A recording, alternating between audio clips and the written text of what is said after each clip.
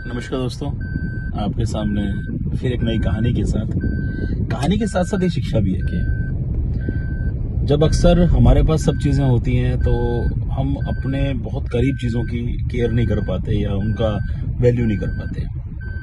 तो एक छोटी सी कहानी ऐसे है, पिता पुत्र की है। तो उससे पहले एक लाइन, पिता सूरज के जैसा होता है। गर्मी बहुत होती है, बट अगर ये गर्मी ना हो तो शायद बिल्कुल अंधेरा हो जाता है। तो ये कहानी एक पिता पुत्र की है। एक बार हस्बैंड वाइफ थे, तो वाइफ एक्सपायर कर जाती है, बेटा उनका होता है। बेटा तकरीबन 25 साल का होता है और पिता लगभग रिटायरमेंट के नज़दीक रिटायरमेंट हो ही चुका होता है।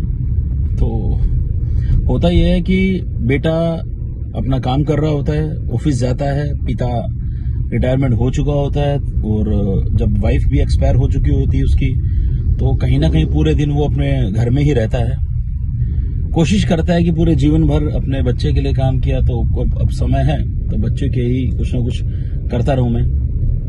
बट अक्सर कई बार क्या होता है, जब हम लोग अपने दैनिक दिनचर्या में बिजी होते हैं तो अपने आसपास के लोगों को भूल जाते हैं। तो ऐसे ही लड़का जब भी ऑफिस से घर आता था, घर पे आते ही खाना खाया, कुछ भी किया, उसके बाद अपना फोन लेके अपने बिस्तरों में या रेस्ट करने लग जाता था। कभी उसका ध्यान अपने पिताजी की तरफ गया ही नहीं।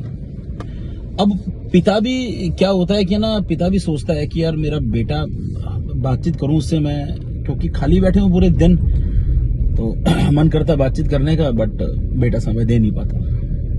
अब पिता ने एक दिन महसूस किया कि बेटा मेरा शायद नई जनरेशन में चीजें हैं, तो मैं उसको कुछ बहाने से बातचीत करूं।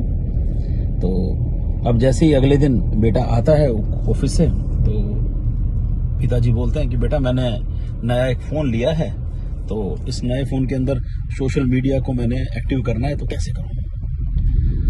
बेटा हंसता है, बोला पापा कहाँ किन चीजों में पड़े हो आप, इस उम्र में आप सोशल मीडिया चलाओगे क्या। तो ये कह के बोला पापा आपका दिमाग खराब हो गया, आप रेस्ट करो जाके। और बोला पापा मुझे रेस्ट करने दो, मैं थका आ रहा ऑफिस से।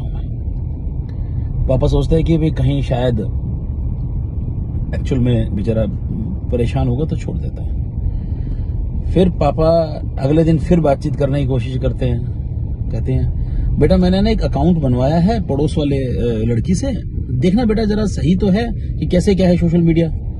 बच्चा सोचता है पापा आप अभी भी इन्हीं चक्करों में पड़े हो, छोड़ो ना, रहने दो ना। इतना कह के थोड़ा इरिटेट हो गए, बेटा चला गया। यूं करते करते 3-4 दिन निकलते हैं। पिताजी फिर कोशिश करते हैं उनके बातचीत करने की, बेटा फिर उसे इग्नोर कर देता है। एक दिन रात को जब वो उठता है पानी पीने के लिए, फ्रिज में से बोतल निकालता है, देखता है पापा के रूम की लाइट जल रही है। अब रूम की लाइट जल रही है तो जैसे ही वो घबराता है, देखता है रूम में जाके, रूम में पापा मोबाइल पे लगे हुए हैं। तो बच्चा लड़का फिर सोचता है क्या यार पापा, क्या हो गया पापा को, छोड़ो ना। वो जाके फिर वापस हो गया। जैसे ही सुबह उठा, उठते फोन को नेट ऑन किया तो नोटिफिकेशन आता है फेसबुक का। वहां देखता है कि उसके पापा की फ्रेंड रिक्वेस्ट आई रहती है और पहली पोस्ट डाली होती है उसके अंदर, हैप्पी बर्थडे बेटा। बेटे की फोटो लगी हुई थी बचपन की। उस बेटे को बहुत रोना आया, आंखों में आंसू थे और वो सीधा गया पापा के पास और लिपट के रोया।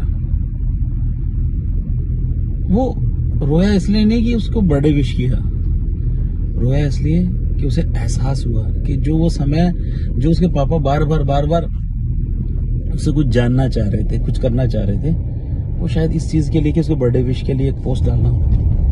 ऐसे हमारे जीवन के अंदर हम अपने बड़े बुजुर्गों को या हमारे साथ जो भी हैं, भाई हैं, बहन हैं, माँ है, बाप हैं, या परिवार के और भी सदस्य हैं, कई बार हम समय नहीं दे पाते। वो हमारे साथ के लोग बहुत ज़रूरी होते हैं और हर साथ ज़रूरी होता है। तो दोस्तों, अपने साथ के जितने भी रिलेशनशिप हैं उन्हें आप समय दे के, जैसे पौधों को पानी की आवश्यकता होती है, वैसे रिलेशन को समय की जरूरत होती है। समय दे के अपने रिलेशन को सींचते रहिए और जब वो रिलेशन बड़े होंगे तो फ्रूट्स अच्छे आएंगे। थैंक यू दोस्तों, मिलते हैं एक नई कहानी के साथ। Thank you very much.